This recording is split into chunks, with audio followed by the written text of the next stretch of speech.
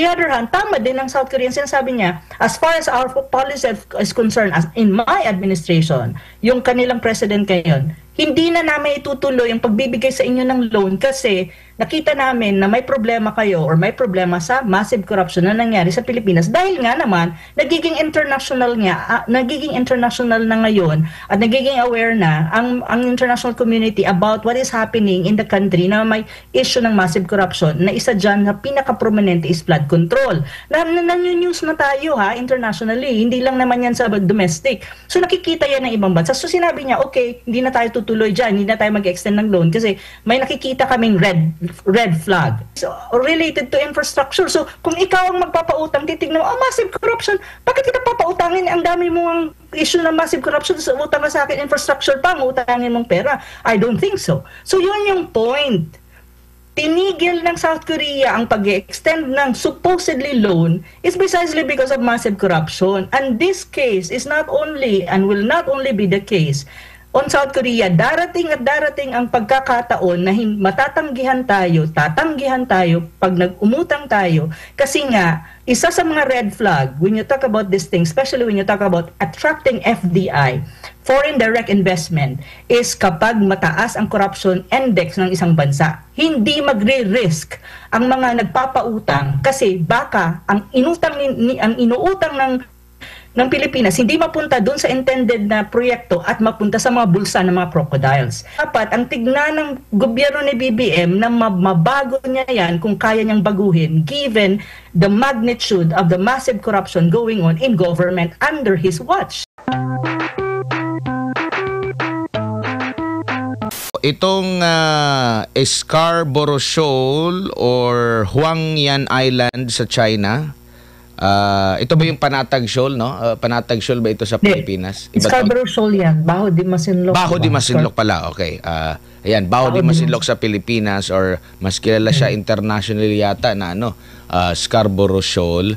Ano po muna yung features nito, Doc? And ano ba yung history natin ng agawan at Pilipinas lang ba at China? I think hindi lang Pilipinas ang claimant state dyan And I think Vietnam as well ay isa sa mga claimant state in that particular shoal. Yun. So tatlo yan ata na talagang malalakas It's China, Philippines and Vietnam. However, ang laging nagkakaroon talaga ng bangayan or what you call gitgitan ba over Scarborough Shoal ay ang Pilipinas at ang Pilipinas at ang China, I think. But I think also may claim dyan ang Vietnam if I'm not mistaken. Pero yun na nga sinasabi ko, ang Vietnam kasi at saka yung China, though they are competing, they have overlapping and competing claims in the South China Sea, they are talking. And I think there are a lot of back-channeling na nangyayari between China and Vietnam when you talk about the South China Sea. Kaya makikita mo, hindi maingay ang dalawang bansang yan, though mayroon silang competing claims or overlapping claims dyan sa area na yan. Kaya hindi mo makita na may gitgitan talaga, pero of course may mga claims yan. Ang makikita mo lang talaga na masyadong prominente or talagang media hype lagi ang articulation ng claim at saka nagbabanggaan talaga and even the media is involved. Tsaka masyadong internationalized na. Hindi kasi dapat regional lang yan or bilateral ang dating para mas mababa ang tension Pero ang nangyari kasi, the Philippines nung 2022 nung panahon ni sino ba to? Ni Aquino, si Pinoy, in-internationalize nila ang issue ng South China Sea because of the yung filing of case sa tribunal sa The Hague.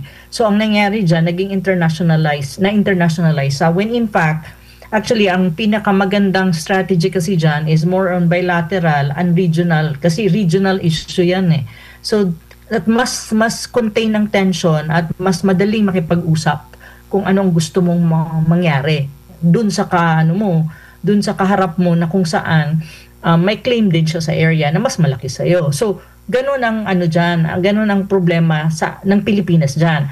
So right now, ang ganito rin, if you put it on ang ano talaga, ang Scarborough Shoal, let's just call a spade and let's be truthful about these things. Kasi ito yung sinasabi ko, matagal na. If we don't, we have our claims, there are 2 or more countries na may claim dyan, pero kailangan natin alam kung saan tayo nakatayo at wag nating i-twist yung totoo. Kasi the more you do that, the more na matatalo ka. Alam mo yon sa labanan na to. Kasi ano yan claim yan Syempre you have to fight for your claim and the other side also is doing the same thing. So ang ano ko lang dyan is, ang Scarborough Shoal kasi, hindi naman talaga siya, if you really look at UNCLOS, kung ang UNCLOS ang pagbabasihan mo, as an international convention, a United Nations Convention on the Law of the Sea, ang Scarborough Shoal is part of our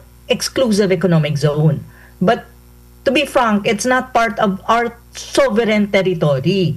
If you really be technical and be on point sa UNCLOS, kasi yun totoo dyan Pero ang sinasabi lang natin, we have a claim in that area because ano yan kumbaga part ng EEZ natin based on UNCLOS. Kaya nga dun sa arbitral ruling na alam mo yon na quote-unquote ng 2016, ang sinasabi dun, walang rule, hindi nag-rule ang arbitral ruling na we own any of those claimant or any of those areas in the South China Sea that we claim. Pero on the other hand, sinasabi din ng arbitral ruling na yung area na yan is a traditional fishing ground that anyone can fish. So yun.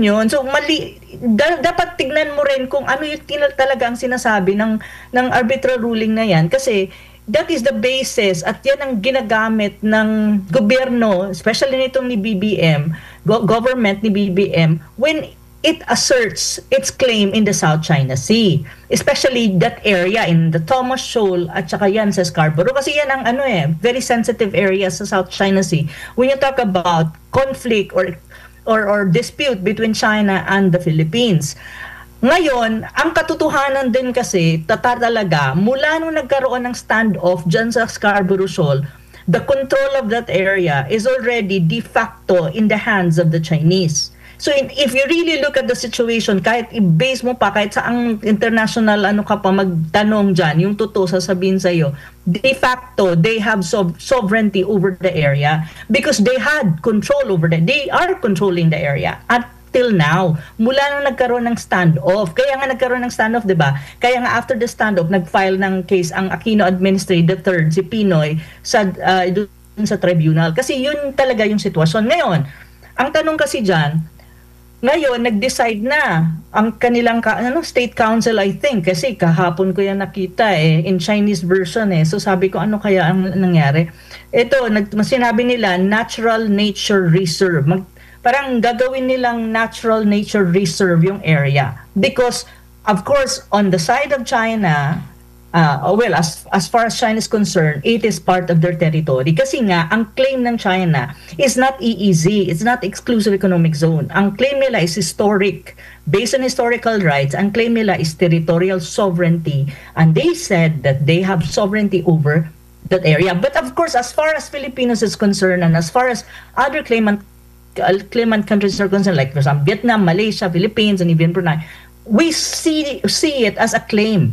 But on their side, they see it's not a claim, it is they have ownership in that area. So ito yung mga ito yung mga issues talaga when you talk about the South China Sea, especially in that area. Kaya nga sinasabi ko, matagal na tayo nag-uusap dito, Admar, na kung ayaw natin mawala sa atin at lalo pang ma-weaken ang claim natin, because they will move. But one thing, matagal ko na rin sinasabi ito kaya naiinis din ako nung malaman ko yung issue yung nalaman ko yung news report Kasi ganito, sinasabi ko na noon pa, an action, there will always be an equal reaction. So kung ano ang way natin ng pag-argue at pag-assert ng claim natin, it will have an equal reaction. It really depends. So kaya nga lagi mong sinasabi, let's have a negotiation, let's talk it out, let's be diplomatic. actually, the essence of what I'm saying, even before Pat, how many years na? 3 to 5 years na, para hindi sila mag-move to do something na lalo tayong madidihado dyan. Kasi when you talk it out, madali lang naman sabihin na, okay, let's maintain status quo, ganito, ganyan, ganyan.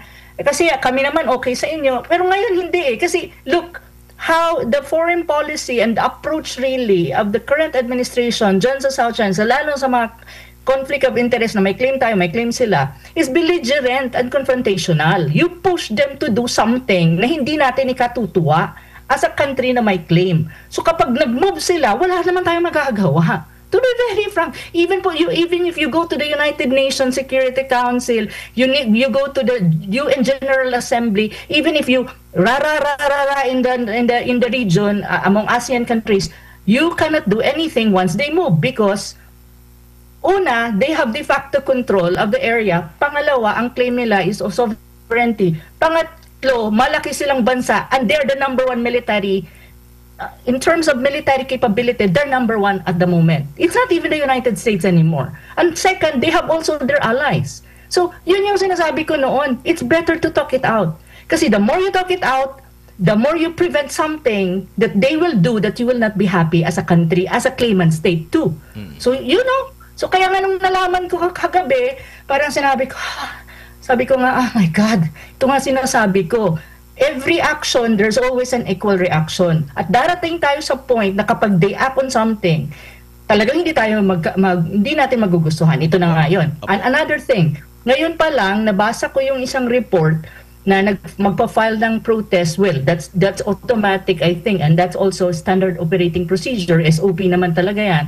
That the Philippine government, through the Department of Foreign Affairs, will file a diplomatic protest or a protest against this na ano nga siya magiging natural nature reserve na siya. Well, they decided as part as China is concerned. So magpa-file. Pero anong sabi? Hindi tinatanggap at hindi yan tatanggapin dun sa news report which was in Chinese. May news report in Chinese. Hindi ko pa alam kung na-translate na in English or na-translate na nila in English at na ipamudmud na sa international media pero lumabas in Chinese na news.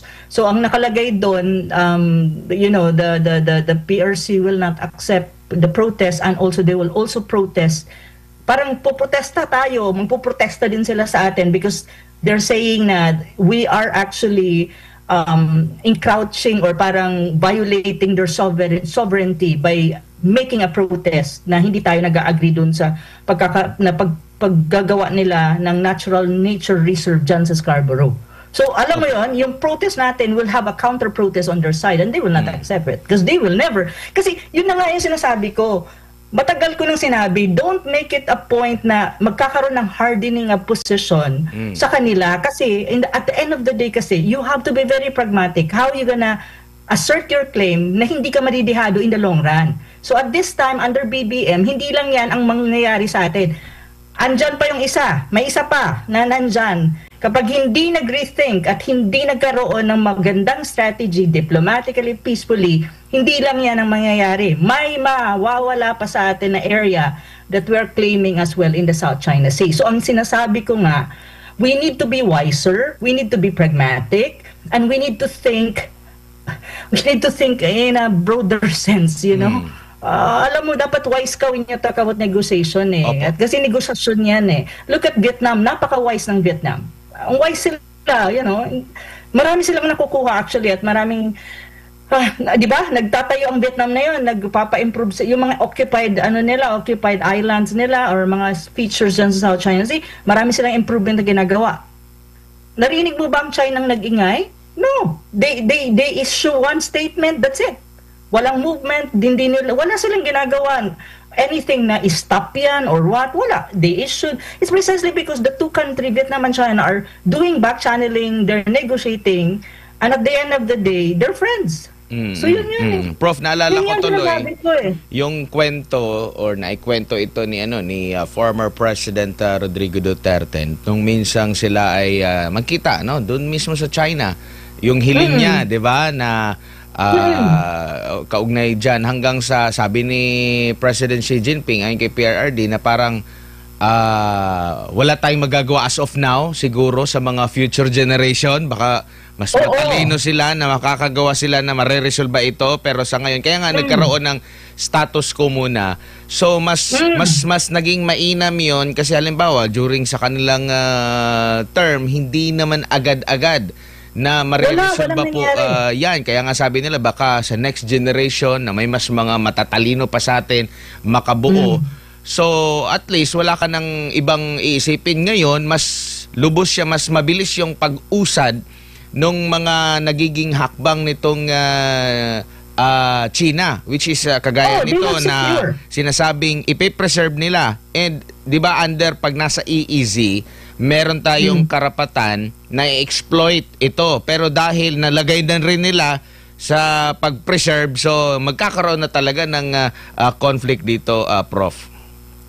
Constraint yan. Kasi ganito yon. Pag sinabi mong EEZ, the Philippines has the right to exploit the natural resources or so what you call marine resources beneath the sea or sa baba, sa ilalim ng dagat.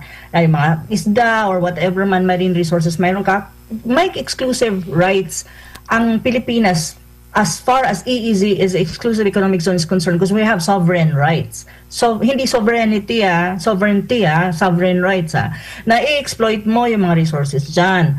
So mayroon tayo ng based on UNCLOS. However, kapag kinonvert nila yan at matutuloy yan. Sino bang sinabi na hindi yan natutuloy? Kasi State Council it's the State Council. So it means the highest decision-making body nila sa kanila, sa side nila.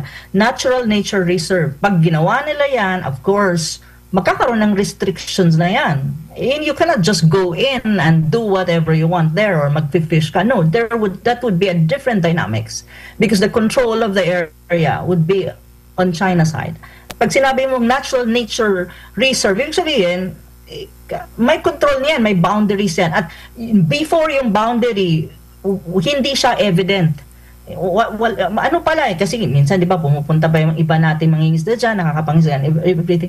Pero ngayon mag-iiba ang dynamics niyan kasi the boundary will be very obvious and evident. And kapag gano'n na nangyari, they will also impose their domestic laws. Pag sinabi mong mayroon ng domestic law on this, kasi di ba 2 to 3 years ago I wrote about it na ang domestic laws nila mag-a-apply dyan kasi nga as far as they are concerned, the Chinese, it is part of their territory. So, pag part ng territory, whatever domestic laws na mayroon sila over this area, it will apply. Now, on our part, yan ang mahihirapan. Magkakaano tayo dyan? Magkakagitgitan tayo dyan kasi hindi ka na pwedeng basta-basta papasok dyan whatsoever. Magkakaroon yan ng boundary na mas define as far as they are concerned. So, magkakaroon ng ang tension kapag halimbawa tayo, mag-i-insist pa rin tayo, halimbawa itong ating ito na coalition whatsoever, pupunta-punta pa doon at magrarally-rally whatsoever. Magkakaroon ng gitgitan yan kasi they will impose their domestic laws applicable to that area. So, yun ang sinasabi ko. From a very loose situation before, especially during that time of Duterte, kasi nga, tama ka, nanood ako kasi nung interview na yon na sinasabi nga, nag-usap actually noon si President Duterte at saka si President Xi. Ang sabi ni President Xi, pabayaan muna natin yan, wag na nating pag-usapan yan kasi mahirap yan. So anong message ni President Xi nung time na yon kay President Duterte? Sinasabi lang niya, this is a very conflicting issue na even on his side, hindi niya pwedeng galawin din. Kasi bakit? Because he is accountable also to his own population. So para hindi tayo parehas maipit ng mga population natin na very nationalistic, kasi they are so nationalistic too, the Chinese, wag natin siyang galawin. Hayaan natin ang status quo para wala tayong problema. Maybe in the future generation, may mas magagaling sa atin, mas may utak, or magbabago ang landscape or ang ASEAN magiging katulad ng European Union na isang body na lang. Alam mo yun, kasi there will be a time, ang ASEAN kasi, there is this vision na magiging katulad siya ng European Union, na EU na isang gobyerno lang yan, ang EU may highest level ka, pero parang ano siya federal ang dating niyan eh. So baka dumating yung point, di mas madaling isolve itong issue ng South China Sea pag dumating yung point. Pero in the future, yun yung sinasabi, yun yung wisdom behind doon sa pag-uusap ni Duterte at saka ni Xi during the time of Duterte. Hindi ba yung nag-gets natin? Yun eh. So ngayon, ayan. So ayan, malaking ano yan. Prof, kapag push natin yan, magkakagitgitan tayo, at the end of the day, tayo pa rin ang disadvantage. Yan ang sinasabi ko. Kasi hindi nakikinig. Opo. Kailan ba...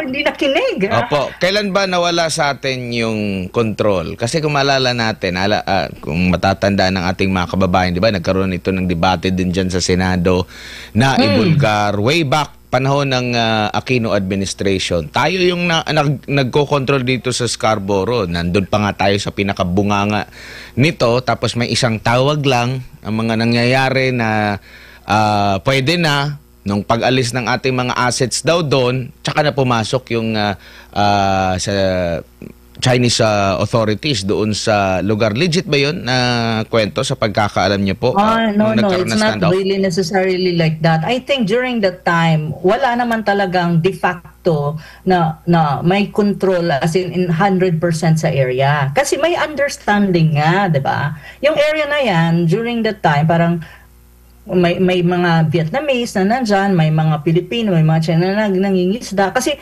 ang contention naman din talaga dyan sa Scarborough is more on the fishing. Okay lang, di ba? Fishing ground kasi yan.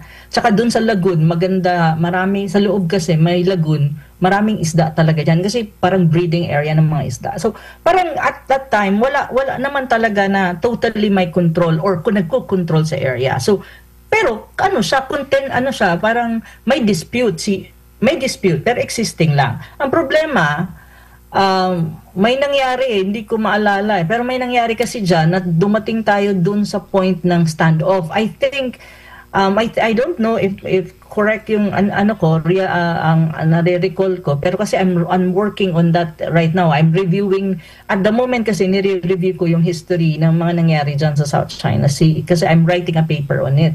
So ngayon, parang ang nangyari doon, may nangyari na to the point na nagkaroon ng standoff, I think, na napunta sa panahon ni Pinoy ang control sa China. Yun. So, nung napunta na sa China ang control ng Scarborough Shoal, de facto, they already stayed there. Hindi na nila binitawan yan hanggang ngayon. Opo, so ngayon, ganun talaga ang nangyari Prof, dyan. So, sino ba ang kasi di ba nabanggit mo, meron lang tayong sovereign rights, yung claim natin, pero yung sovereignty, yun yung nila, claim. So kumbaga, magkaiba yung claim nila, iba yung level ng claim, hindi yung parang mataas ang claim nila. Mataas yung claim nila. Lumapit tayo sa UNCLOS.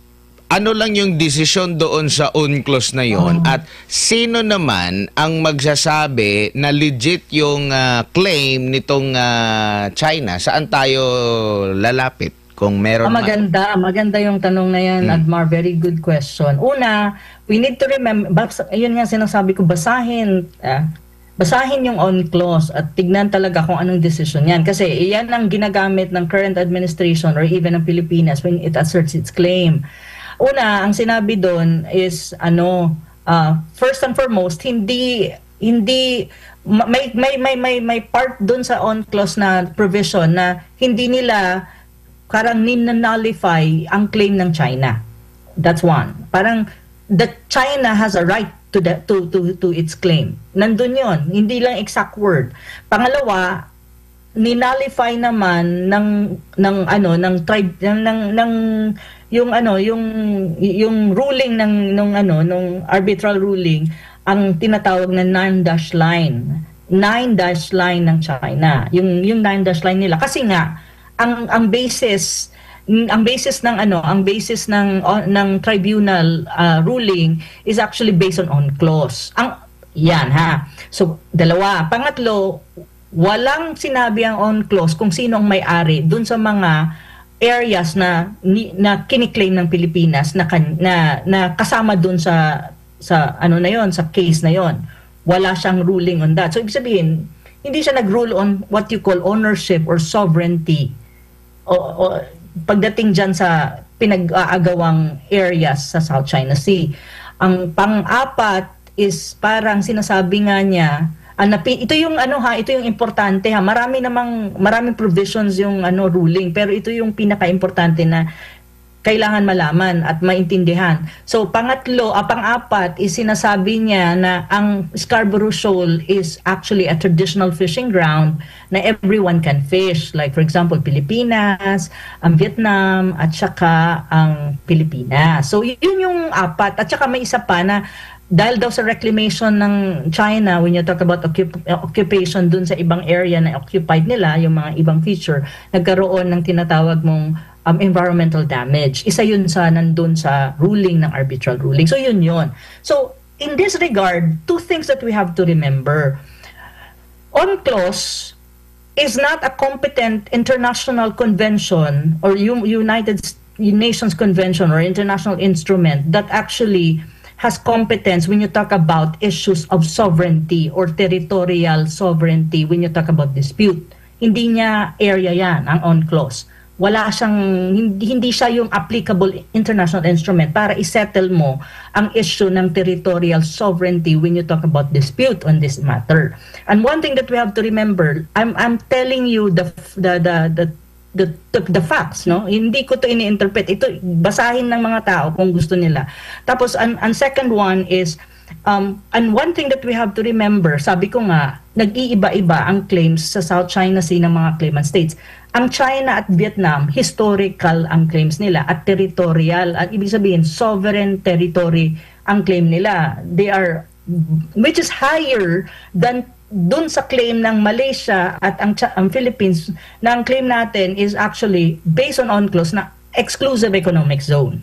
So yun. So makikita mo yung pagkakaiba. So when you talk about the UNCLOS, hindi ang UNCLOS applicable kung ang pag-uusapan mo is how to settle the territorial sovereignty dispute in the South China Sea. Kasi hindi siya yung instrument na gagamitin mo. Now, if the Philippines really wants to contend and wants to fight so-called kiniklaim nga dun sa Department of Foreign Affairs na statement na sovereignty, hindi nga ginamit ang sovereign rights. Actually, dapat sovereign rights if you really want to be truthful about these things.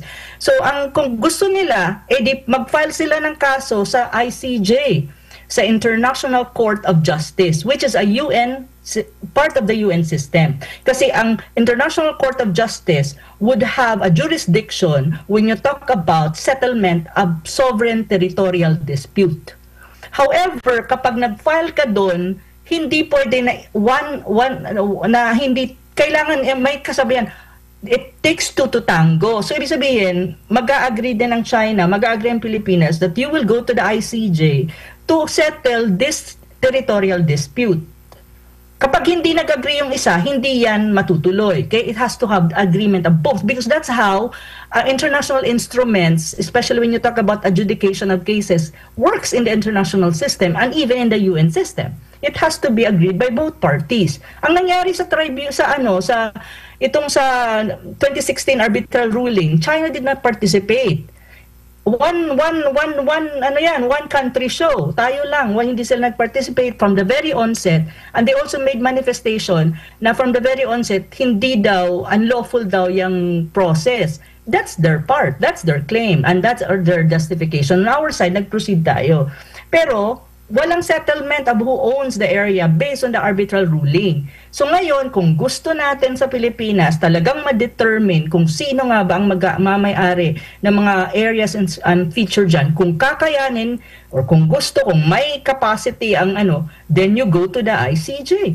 And let's see who wins in that fight. Yun eh. Pero ang tanong, do we really have the money for it? Do we really have the evidences, hard evidences, historical evidences on this? 'Di ba? Yun yung tanong ko kasi before you enter into a fight, you have to see yourself. Anong meron ka, anong resources ka, at kung ang durability, ang endurance mo tatagal. Kasi ang kalaban mo is a superpower. Opo. Actually, it's a superpower already in every aspect, even militarily speaking. So, mag-isip-isip ka, so ito ba ang way or ito ba, paano ba tayo nito makakadiskarte na hindi tayo dihado? Yun eh. Opo. Kaya sinasabi ko lagi, Admar, di ba? maging matalino tayo kung paano natin i-assert yung claim na hindi tayo nadidihado in the long run. Kasi ngayon, nakakainis, wala, dihado ka eh. Wala kang magagawa. So ako, nung malaman ko yung news, parang, parang ako, ay, Diyos ko. Pero kung, sabi mo nga, kung meron ba tayong sapat na pera, hihilingin muna natin sa mga district engineer wag magkasino. Oo, para at least meron tayong kakayanin natin yung ano. Pero kidding aside, Prof, next year meron tayong ASEAN Summit at ang Pilipinas ang magiging host po niyan. Ano naman yung maaring maging role sa Timog Silangang Asya? Pwede ba tayong magpasaklolo and tingin mo ba maaring makaligtan or magiging kabilang ito? And take note, inimbita din pala natin si President Trump, no? Ni BBM. Hindi pala natin, si BBM, ibinimbita si Trump na maging kabahagi noong ASEAN Summit na 'yon. Well, tayo ang share by next year ng ASEAN ng ASEAN. Ang chairmanship ng ASEAN ay nasa atin kasi nag-beg off ang Myanmar.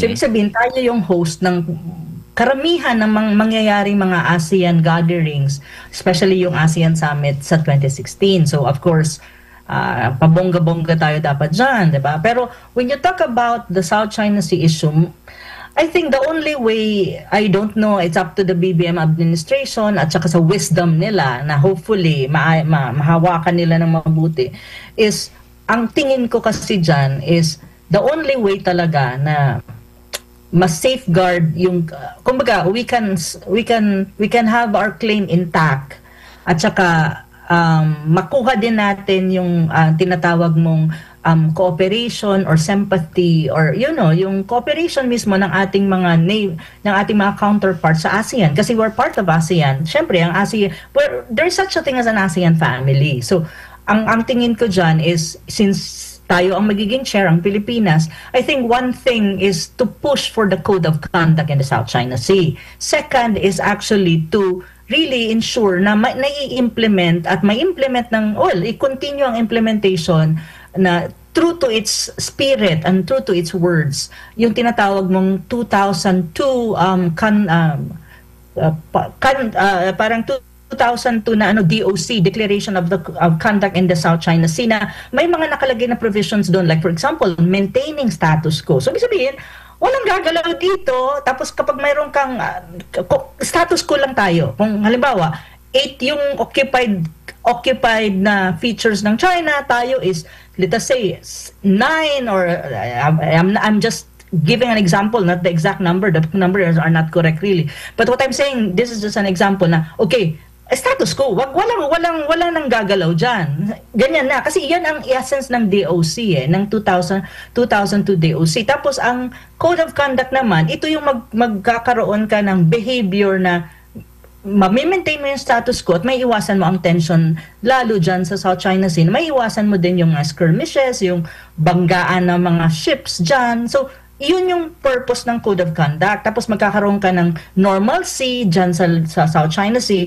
So, ibig sabihin, magiging normal at masisecure mo ang peace and stability ng South China Sea. So, ang Malaysia kasi ngayon, they're trying to push for it. Talagang tinatry nila kasi sila yung chair ng 2025. So, sa atin, hopefully, makita ni BBM na ito yung dapat natin gawin. We push and we put what you call ASEAN centrality it's really on the forefront when you talk about our claim in the South China Sea. Na kapag sinabi mo kasing ASEAN centrality, ibig sabihin in the region, in Southeast Asia region, and South China Sea is in Southeast Asia sub-region ng Asia, ibig sabihin kapag sa ASEAN centrality, malaki ang role na gagampanan ng ASEAN as a body, an ASEAN member state in resolving and managing the conflict. So hindi lang tayo Pilipinas, may kakampi tayo. Alam mo yun, andyan sila andyan yung ating brothers and sisters in Southeast Asia. And then, we talk to China, we negotiate with China as a bloc with our counterparts in ASEAN. Kung ang gagawin mo is, ilo-lower mo itong megaphone diplomacy, ilo-lower mo ang confrontational approach sa South China Sea, and you abide, the Philippine government will abide sa norm ng ASEAN na ang pangunahing ginagamit when you talk about resolving dispute is negotiation, peaceful diplomacy and peaceful negotiation. Kasi yun talaga ang norm ng ASEAN. So kapag ginamit mo yan, magkakaroon tayo ng advantage because we have the backing of the ASEAN, we have the ASEAN centrality, and then we can also argue bilaterally sa China. Kasi magsasubside ang tension eh. So actually, we can talk to China na, sandali muna, akala ko ba, status quo. Tapos you talk to, tulungan nyo kami, status quo dito, dapat walang galawan. Pero ngayon kasi ang nangyayari, many ASEAN countries are not happy really not happy with us. Why? Precisely because nagiging tension-driven ang South China Sea to the point na nag-i-invite tayo. Kasi ang policy kasi ang foreign policy kasi ni BBM is not neutral. There's too much on NATO, itong mga NATO countries na nagkakaroon tayo ng so much of this defense and military alliances and even with the United States. Kaya masyadong anxious ang ibang countries in ASEAN precisely because they look at us, ang Pilipinas, as a proxy and a pawn, not necessarily only of the United States but even of the so-called collective West or Western Alliance being led by the United States, kasama dyan ang NATO. So, very anxious. So kapag ganito ang sitwasyon, you will not be able to mobilize the support of your ASEAN counterparts. Kailangan mo i-neutralize talaga ang policy mo. Ay yung foreign policy mo. Yun yung talaga. I'm not kidding. This is really the reality. Prof, dito naman tayo sa ibang topic. Pero parang ganito rin ba yung explanation nitong iniisip ng South Korea at Pilipinas? Yung isa, parang kagaya dun yung isa sa China, sovereignty, sa atin, sovereign rights. Kasi ang sabi ng Korea, sususpendin nila yung utang, di ba?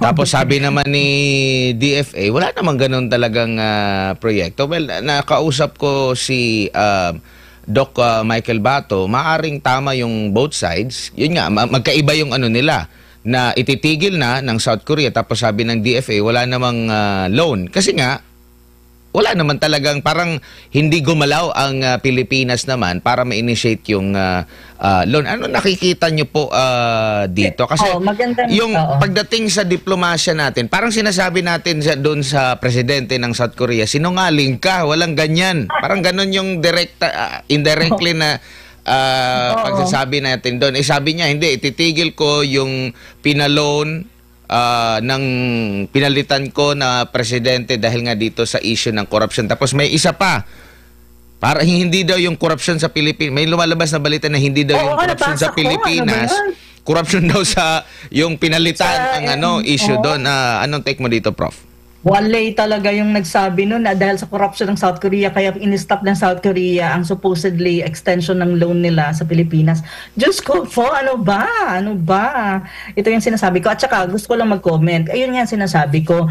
Well, sa akin kasi, nagsulat ako dyan ng commentary. Very quick. Ang sinasabi ko nga, ang pronouncement kasi ng presidente ng South Korea is ganito. Parang parang if you really look at it and then you cross-check doon sa konteksto kung ano talagang nangyari at anong nangyayari ng mga time na yun and even until now, and even mag-backtrack ka sa mga negotiations na nangyayari between Philippines and South Korea pagdating dyan sa loan na yan. Kasi hindi naman yan ngayon 2023 pa yan 2023 pa nagne-negotiate na tayo na maglo-loan sa South Korea for our modular some kind of bridges ba yan or infrastructure project. Kasi I have the ni-research ko, I have the report on that. So binasa ko siya. So tinitignan ko kung sino nga ba ang nagsisinungaling. Kasi ang sa social media sabi nagsisinungaling ang Pilipinas. Well, mayroong crazy na nagsabi na ang South Korea ang nagsisinungaling.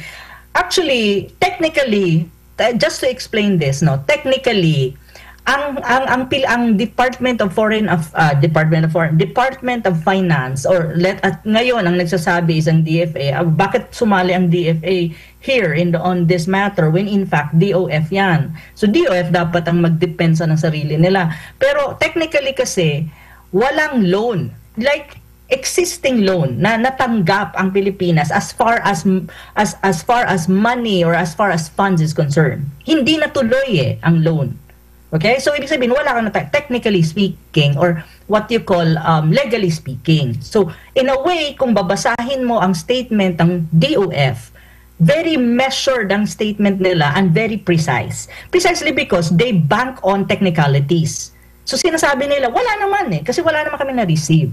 Wala naman. Pero ang sinasabi naman ng South Korean president na tama din siya, actually, which is true, na sinasabi niya, dahil nga sa corruption cases, a massive corruption na nakikita ngayon sa Pilipinas at siguro sa kanilang mga checking, kasi ang mga countries tulad ng South Korea, if you ask loan from them, ang nangyayari kasi dyan, nag-check din yan sila. May mga checking sila kung may mga criteria silang tinitignan, and one of that is massive corruption, or corruption for that matter. Lahat ng bansa, lalo na yung first world country na magpapautang, tinitignan, may mga may mga checklist yan na tinitignan kung nag-fit ka doon or makakalusot ka doon sa checklist na yun. Isa sa mga checklist when you talk about these things is corruption. So, nung pumutok ang issue ng corruption, especially ng flood control project 2 to 3 months ago, naging concern siya actually ng South Korea at nagpalit din sila ng presidente, 'di ba? The last president was accused of corruption. So this new president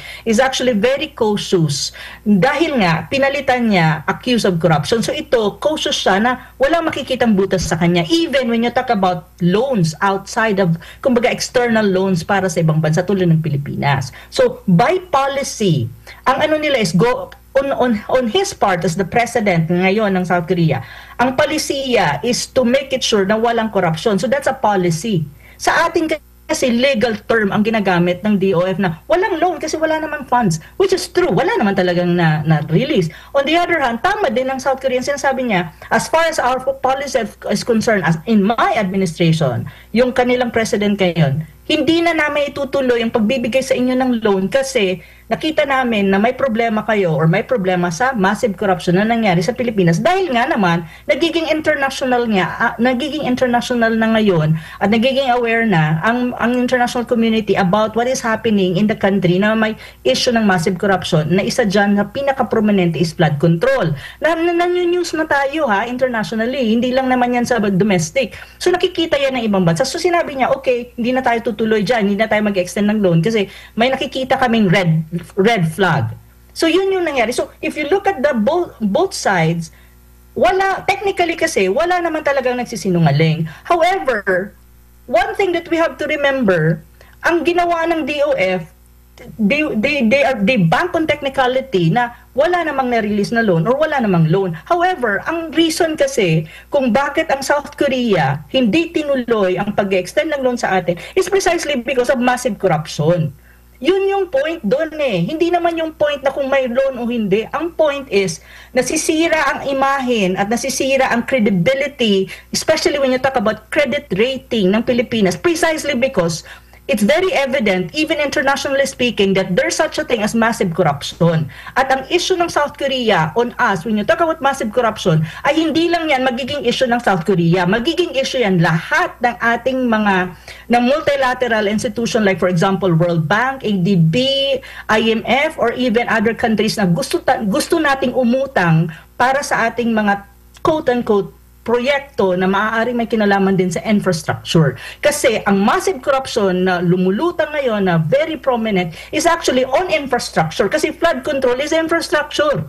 Karamihan ng uutangin natin maybe is related to infrastructure. So kung ikaw ang magpapautang, titignan mo, massive corruption, bakit kita papautangin? Ang dami mo ang issue ng massive corruption, sa utang ka sa akin, infrastructure pa, ang utangin mong pera. I don't think so. So yun yung point. Tinigil ng South Korea ang pag-extend ng supposedly loan is precisely because of massive corruption. And this case is not only and will not only be the case on South Korea. Darating at darating ang pagkakataon na tatanggihan tayo pag nag-umutang tayo kasi nga isa sa mga red flag when you talk about this thing, especially when you talk about attracting FDI, foreign direct investment, is kapag mataas ang corruption index ng isang bansa. Hindi magre-risk ang mga nagpapautang kasi baka ang inuutang ng Pilipinas hindi mapunta doon sa intended na proyekto at mapunta sa mga bulsa ng mga crocodiles. Yun yung point doon, yun yung essence doon. Kaya nga sinasabi ko, ito yung essence at ito dapat ang tignan ng gobyerno ni BBM na mabago niya yan kung kaya niyang baguhin given the magnitude of the massive corruption going on in government under his watch. And this affects the whole country kasi si BBM is the president of the country and the country is the one suffering, not him per se. So yun yung point doon. Kaya in-explain ko sa post ko sa Facebook na sandali muna, linawin natin yung issue. Kasi technically, both of them are saying right, but actually may bottom line to eh. Ano yung bottom line? Ano yung reason kung bakit hindi na nag-extend ng loan? Kasi may mga negotiations na nangyari dyan eh. Hindi lang naman ngayon yan eh. 2023 pa yan. Maraming mga negotiations dyan na, you know, may mga exchanges na, may mga discussion kung paano, how much, di ba? Anong mga project ang ifo-fund, ganyan. Pero yung actual disbursement ng loan, wala pa. Kasi may proseso yan eh. May process yan eh. Parang sinabi ko yan sa'yo, katulad sa ating dalawa, Admar, sasabihin ko sa'yo, Admar, pautang naman ako ng 100 million. Kasi mayaman ka. So sabihin mo, oh sige, Ma'am Ana, papautangin kita. Pero Ma'am Ana, mag-ano muna tayo, mag-usap tayo saan mapupunta yung pera, ano may interest to, kaya mo ba? Tapos check ko yung assets mo, kung kaya mo talagang magbayad, ganyan, ano mga plano mo, ganyan. Along the way, nakita mo na hindi pala ako marunong magbayad sa iba kong pinag-utangan. Or mayroon pala akong behavior na hindi ako, na corrupt pala ako. So sasabihin mo na, ay nako, wag na natin pautangin si Ma'am Ana kasi marami akong nakitang red flag sa kanya, so let's not do it. Tapos sasabihin mo lang, I'm sorry Ma'am Ana, hindi kita papautangin because nakita kitang red flag. So sorry po ha. So ako naman, sasabihin ko, tapos pag tinanong ako ng mga friends ko, hindi ka pinautang ni Admar? O bakit? Hindi naman talaga ako nangutang, wala naman siyang binigay eh. Ganon yan eh. Opo. Ganon yan picture eh. Di ba? Ganon yan eh. Prof, dito po sa naging pasabog din kamakailan ni Congressman Ungab, kung na-monitor nyo po, ito yung may kaugnayan sa mga ODA, itong mga foreign assisted, mga utang. Foreign assistance yan, ODA. Na obligado pa rin ang Pilipinas na maglaan ng pondo pang counterpart dito nga sa mga proyekto na napayagan tayo ng ibang bansa, hindi lang ng Korea, nandyan yung China, nandyan yung Japan, nandyan yung World Bank, na pautangin na tayo. 2024 pala, no, na budget ang napag-alaman doon na merong inilaan sa NEP. Ito yung mga proposal sa NEP. Pero pagdating sa third reading, natapyasan siya. Pero yung pinaka-final na bersyon, wala na talagang counterpart. Kaya hindi mo talaga expect na matutuloy yung program kahit na pauutangin ka, kasi part 'yon ng meron kasi meron pang ibang doon, kasunduan na maaring hindi nasaklaw na talagang ang Pilipinas yung sasagot na, no? Kumbaga may papel. Which is naririnig ko na rin ito dati pa sa mga pagbubulgar ni Attorney Harry Roque noon nung nagpo-programa pa kami. Naririnig ko na itong mga nababanggit, at isa sa mga example pa nga niya din dyan yung sa yung mga foreign assisted na mga project dyan sa Mindanao. Walang magka-counterpart. So, hindi talaga matutuloy. Pera nila yan eh. Halimbawa, parang nakatenga lang siguro yan, Prof, no? Na, okay, maglalaan ako si Korea, maglalaan siguro ako dyan. Pero hindi mo nagagalawin kasi kailangan na may counterpart. Pero, parang hindi naman parang ayaw naman yata na ituloy. So might as well sasabihin ko na babawin ko muna ito para magamit ko muna sa iba. So yung sinseridad natin na gumawa ng proyekto, kasi itong mga proyekto sa ilalim ng tulong ng Korea, pinagmalaki pa ito ng Department of Finance. At nailathala ito mismo sa kanilang news agency sa PNP, sa kanilang October 9, 2024 pa nga itong sa website nila. Na sabi pa dito sa headline nila, Recto seals financing deals with South Korea for 3 big infra projects. Tapos biglang kabig na wala namang ganong kumbaga sabi ko nga parang yan sovereignty, tapos sa sovereign rights. Hindi sila tama sila sa pero at the end ano ang nakikita nyo po rito?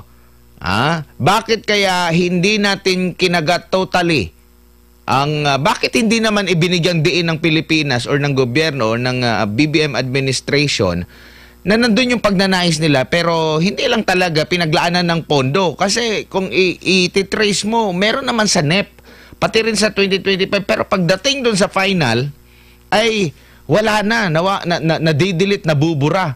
Kasi yung mga ibang proyekto doon nakapanayon ko si ang sabi nga ni, wala ka kasing makukuhang diyan, wala kang mananakaw kasi yan planado, 'di ba? Lahat dumaan yan sa masusing mga pag-aaral kasi ilalapit mo yan doon, Korea. Ito yung proyekto namin, ganito, ganyan. Sige, magpapahiram ako. Unlike sa ibang mga proyekto na biglang singit lang yan, diretso na. So, walang mananakaw. Oo, tama. Alam mo, tama ka talaga, Admar. Kasi, doon nga, di ba, sabi mo nga, biglang naglaho yung tinatawag mong counterpart doon sa mga supposedly foreign-assisted projects. So, ibig sabihin, may foreign-assisted funding na papasok for a specific project. Tapos, tayo, may counterpart. Kasi may mga may multilateral institution or even countries na within the so-called framework ng UDA na, okay, papautang kami, magbibigay kami, pero ano yung counterpart nyo? It's either technical or sometimes magiging pondo din talaga, depende dun sa pinag-uusapan na project. So, ang mangyayari dyan, so tayo magka-counterpart. So, may mga malalaking projects na pera din ang ika-counterpart natin. So, ipapasok mo nga siya dun sa budget. Kasi, syempre, ilalagay mo siya sa budget for that year. Depende kung kailan mag-uumpisa yung project hanggang kailan. So, like for example, 3-year term yung project, 3 years. In the next 3 years, ipapasok mo yung counter-funding mo dun sa ODA at foreign assisted. So, ang nangyayari dyan, nasa NEP siya, pero nawawala, di ba? Sabi nga ni Congressman Ungab, asan na? Tama naman kasi ang sinasabi mo ninyo ng in-interview. Kasi nga, pag sinabi mo kasing foreign assisted projects or funded, sabihin na natin partly or 50% or 60% by foreign countries or even multilateral institutions, yan, mahirap kang mag-corrupt diyan. I mean, mahirap yan ang kickback ng ganun ka-easy. Kasi bakit? Nagpapasa tayo dyan ng plano, ng budget, as itemized budget, very transparent dapat lahat kasi nag-a-apply ka for funding. So, usually, you have the proposal. Ang proposal dyan is 2. Yung narrative mo, why you're applying for the project. The second one is actually yung budget mo. It has to be very specific. I work for ADB, Asian Development Bank, under the Economic Department ng Asian Bank dyan sa Manila, for 3 years as consultant at nakikita ko kung paano ginagawa ng isang multilateral institution ang mga ganitong bagay na very tedious yung process kasi I was a consultant and ang position ko is project specialist sa ADB before pa ako nag-aral ng PhD ko sa economics. So alam ko, may idea ako dito kasi naka-experience ko yan eh. So kapag nagsasubmit ang isang country, talagang dapat malinaw, very very transparent lahat naka-itemize, may explanation pa yung mga budget items mo. Tapos magtatanong pa yung halimbawa yung ADB or ng World Bank na mga officials or mga personal in charge dyan kung saan ito mapupunta. Tapos may accounting system ka. Tapos pag halimbawa na-implement yung project, may internal accounting ka, may external accounting ka, aside from the fact that you have to submit reports to the multilateral institution or even to the country na nagpapautang sa'yo. Kasi may standard eh. So, pagdating sa corruption, hindi yan madaling makorap. As in, I'm not kidding. Kasi mabubuking ang magkukorap dyan. Kasi ang mabubuking dyan is yung pinag-utangan mo kahit na may counterpart tayo. So, kaya nangyayari dyan, hindi interesado ang mga crocodiles dyan. So, nawawala yan sa NEP. Kasi ano naman makukuha nila dyan? Mabubuking pa sila kapag nag-try sila na, kumupit-kupit dyan. So, ang nangyayari actually is yung tinatawag mong foreign-assisted project na wala ng counterpart funding. Ang tanong, nasaan ang counterpart funding na supposedly dapat nandun, napunta sa ibang bagay na madaling makulimbat ng ating mga crocodiles. At alam naman natin kung sino mga crocodiles na yan. So, ganon ang istorya dyan. Kasi hindi madali na mag-engage in corruption or kickbacks practices kapag may counterpart ka or mayroon kang partner na isang multilateral institution like World Bank, ADB, or other countries like for example South Korea or maybe even the United States, I think, and even China or even like for example any country for that matter kasi may sarili silang standard. And usually a country will make it sure na yung kanilang binigay sa'yo, may it be grant or utang, na may napuntahan kasi i-account ka nila at babayaran mo yan eh. Sometimes it's a loan, sometimes it's a grant, pero at the end of the day, lalo na kapag loan, babayaran ng Pilipinas yan. So titignan din nila, may mga accounting yan, may mga supporting documents yan kapag may regular reporting lahat yan kasi may partner ka na hindi naman Pilipinas eh.